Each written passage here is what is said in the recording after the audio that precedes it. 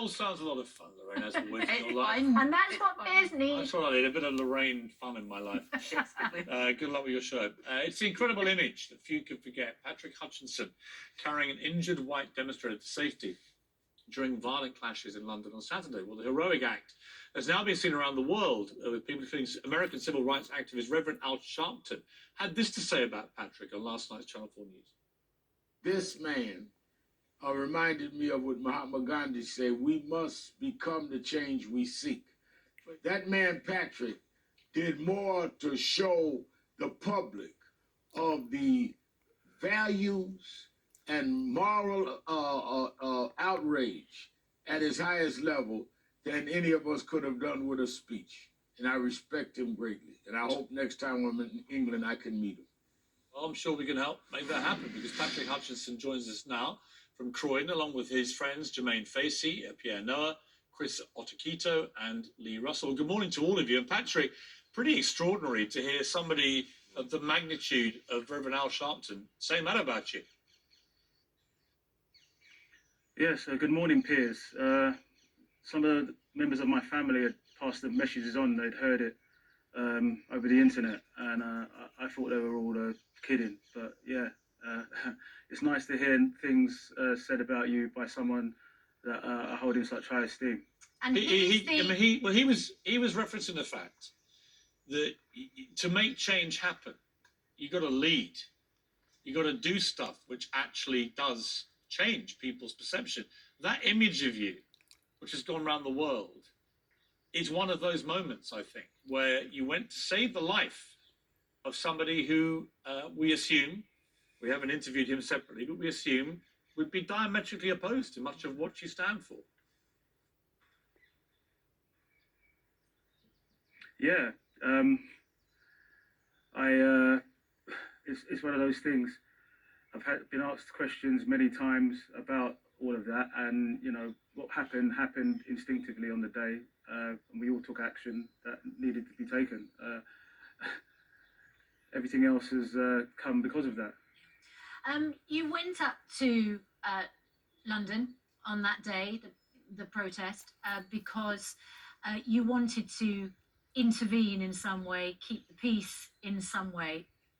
There was a group of you, and you were joined by the friends in that group this morning. And I wanted to ask Jermaine Facey, one of the reasons that you did what you did was to protect the others in the black community, wasn't it? Particularly the younger black protesters who might have been there that day. Jermaine, can you just explain why that was, what you were concerned about, and how that might affect people?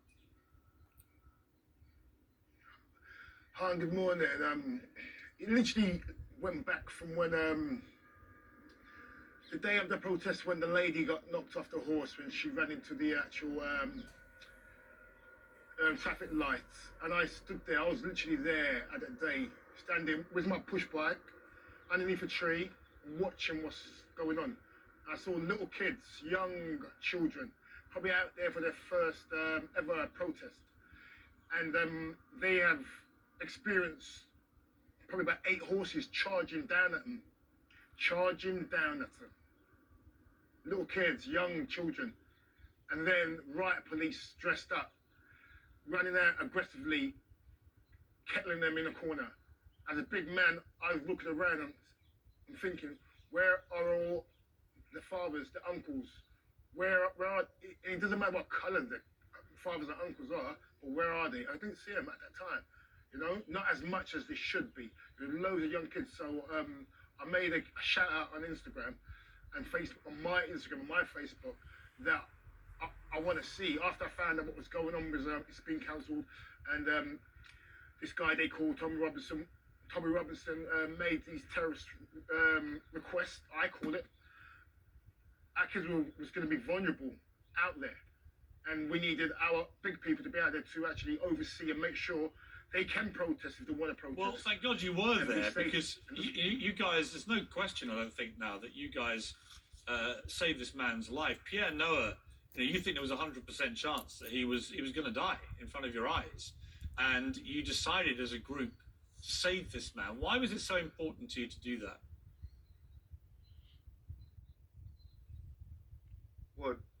you know, the reason why we all felt of doing that is because we didn't want to spoil the names of our young black boys. We didn't want, you know what happens if anything bad like that happens. Straight away, they're looking at the black boys, the black girls as being negative all the way around. So that was, as Jermaine said, that's the reason why we called out. I mean, there's many other groups as well, black boys that went up there to try and look out for the children. But my call for the rest of my friends here was to do that, and so we didn't want to spoil their name, and obviously at the same time to show the people that look at us as being negative that we can work together.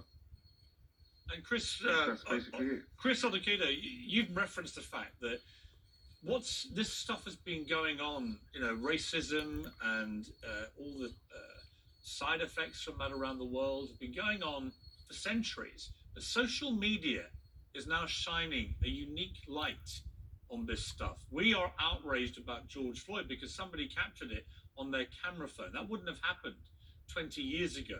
How important do you think social media is? It's very bad in many ways, but how important is it now on shining a light?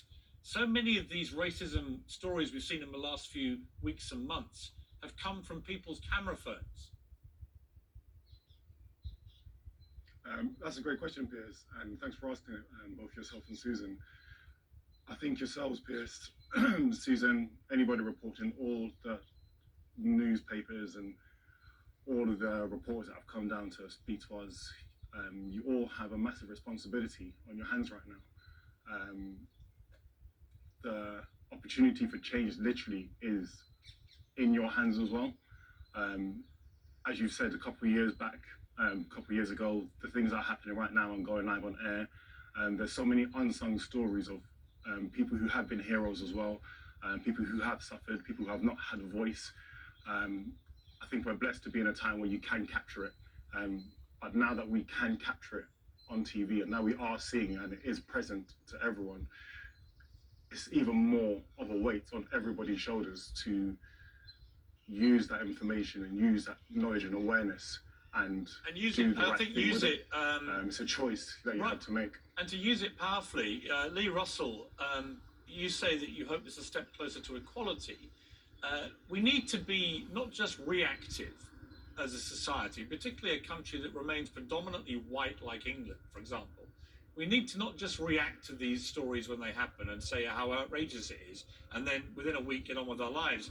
We need to be proactive now to force proper equality. What is the best way to do this? I think the best way to do it is to be more involved in the community, and especially with policing, for example, their approach to get trust in the community, and to try and just with the policing. I think there are good police officers, and obviously there's bad police officers, but they need to step in as what we done down at the march, to if they see something going wrong, then they should step in. They should do what we done. We see something going wrong and they step in. If George Floyd would be alive if his colleagues stepped in. Patrick Hutchinson, the man that you rescued that day, have you had any contact with him? Morning, Susanna. Morning. No contact with him. Would you want to talk to him? I mean, this is a man who you threw over your shoulder and rescued and potentially saved his life in a very volatile situation. Do you think you could have a conversation with him after that? It's not something I really focus on, Susanna, to be honest. The most important thing is that the man is still alive. I don't have much to say to him or anything to say to him. I'd be more interested in what he might have to say to me or any of my friends. Well, you know what he could say? He's a Millwall fan, reportedly in the Sun today, called Bryn Mail, 55. It'd be interesting to see what he has to say, whether he wants to come out now and also be a force for good. You guys saved his life. One of the great moments of this, Patrick, was seeing your 8-year-old daughter on TV, I think with some of her cousins, all going crazy when you were on TV. I want to show a little clip of this.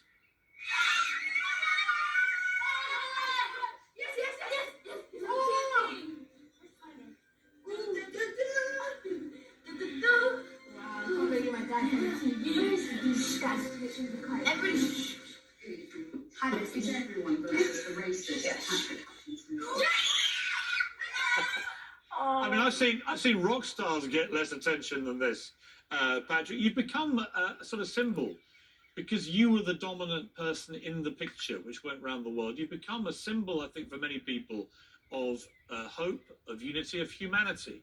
Frankly, how are you reacting to this extraordinary attention that you've been receiving? Yeah, so that was my 10-year-old daughter, Piers Sedana. The 8-year-old daughter is Kendall. Oh, okay. Yes, the attention, it's been phenomenal. Attention that we've received, that I've received, it's been phenomenal. Lots of well wishes from all around the world. Lots of messages, of positive messages. I've been recognised in the street now. I have family members that I'm very close to. Lots of siblings. And I haven't had a chance to sit down and talk with them, even on like a Zoom call or anything, because things have been so hectic and so busy, and I hope to do that very soon. I managed to see my mum yesterday, and she's constantly in tears. Oh, It's she just been must be really so overwhelming. proud. What does she say about you, your mum? Wow. What does she say to you? She just said she's really, really proud. And yeah, she's constantly crying. And my nan as well, I saw her because they're isolating together. And my nan just said, don't let anybody say anything bad about you, and make sure that I keep reading my Bible. Yeah, it was lovely to see them. Well, you deserve it all, because all of you, actually, I know that you've had most of the credit, Patrick, but I know that you're a group of people, a group of friends who united to do something really quite extraordinary. You all played your part. And also, Patrick, I just want to say, I mean, in the last week alone, we've seen what you guys did. Raheem Sterling is out again today with a new video calling for change. We're seeing tonight that all the Premier League players will have Black Lives Matter on the back of their shirts as their names. Marcus Rashford has forced a government U-turn over free school meals this summer. It feels to me like there's a real change happening, and it's being driven by, actually, young black men like yourselves. Yes, well, I'm not as young as them, Piers, but I do think that anybody of colour that has a platform has to use it to better their, the equality of our people. It has to be done. You can't be on a platform or be a celebrity and not be doing your bit to get equality for all of us. Well said, Patrick. Well said to all of you. Thank you for joining us. I think you've been very powerful as a group today in what we need to do, how we need to reflect on this. And as Reverend Al Sharpton said, you've made a huge difference with what you did. That act of humanity has gone around the world and shows what we can do when we come together rather than be battling with each other. So thank you, Patrick, and to all the others. We really appreciate you. Jermaine, Pierre, Chris, and Lee as well. Thank you, all of you. Thank you very much. Thank you. A great bunch of guys. What an amazing thing they did. If you think about it, the more you think about it, the more amazing it is. They went into a very bad situation where somebody could have died, and they saved his life, knowing he just opposes everything that they care about and represent. That takes something. That takes something inside you, which is more than just fighting. Yeah. It's about the opposite, and it's an incredibly impressive thing. You're the best of us, guys. Thank you. 8:36, competition time now. Here's Andy